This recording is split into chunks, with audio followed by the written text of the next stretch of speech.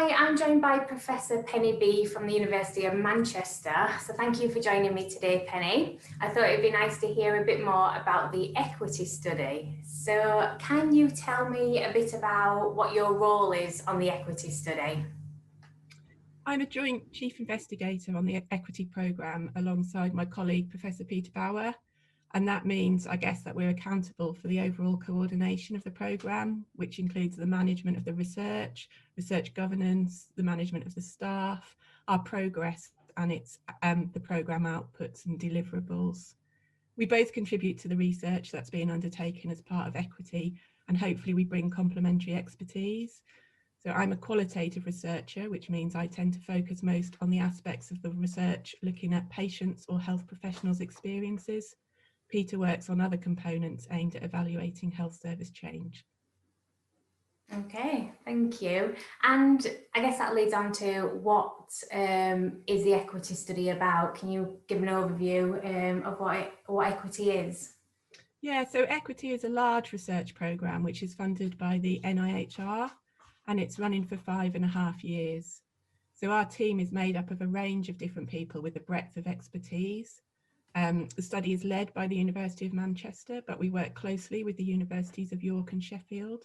And we also have colleagues at the University of Cambridge, King's College London and Anxiety UK. We've worked closely with, and we continue to work with, people with experience of living with anxiety or depression.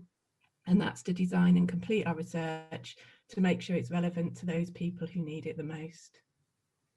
So I guess our programme aims to enhance the quality, success and impact of telephone delivered psychological interventions or talking treatments for people with mild to moderate levels of depression and anxiety.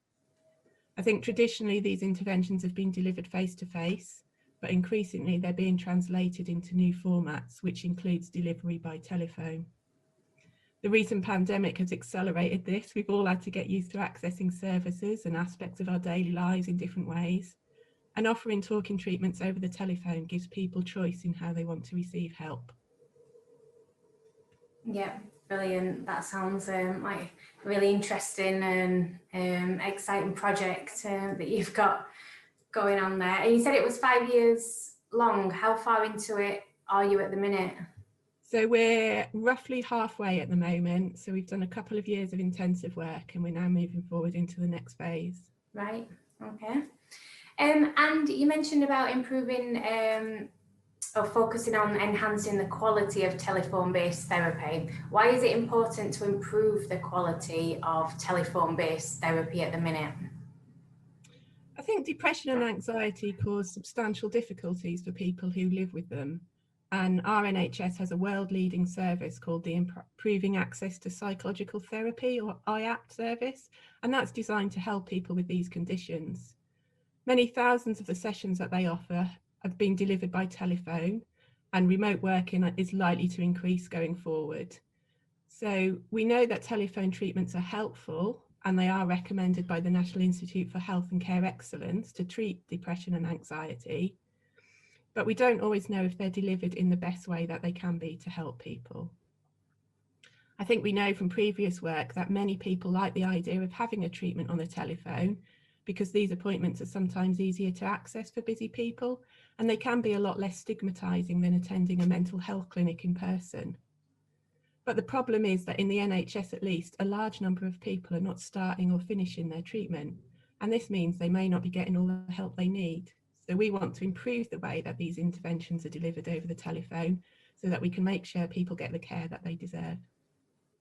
Yeah, that sounds really important. And I think you're right that I guess the COVID pandemics almost forced everyone to go to telephone. So that's something that is likely to continue after the restrictions have been lifted as well. Yeah, I think long before the pandemic, telephone interventions were known to be effective treatments for depression and anxiety, but people often weren't given the choice. I think they represented about 1/5 of NHS appointments in the area, but they weren't consistently offered across the country. And obviously that figure's now risen, but some important challenges remain.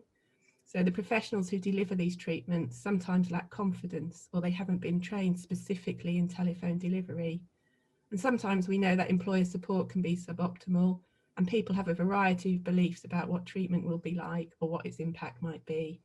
So the equity programme has been designed to understand these issues better and to improve the delivery of telephone treatments for depression and anxiety. That's really important, thank you. And finally, what are the next steps for the equity project? Okay, so over the last couple of years, we've worked hard to understand which groups of people, if any, have had the greatest difficulties with telephone treatment in the past and why that might be. And now we're working with patients and professionals to understand their experiences, both of the treatment and the different types of challenges that they might face. So on the basis of what we've learned already, we've been able to develop an intervention, which is a kind of service improvement package to help services improve the quality of the treatments they deliver on the phone.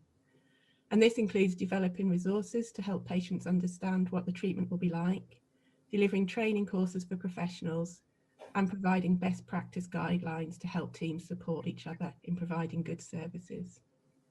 So we've worked over a long period of time and in different ways with patients and professionals to improve the way that they communicate with each other and exchange information over the telephone.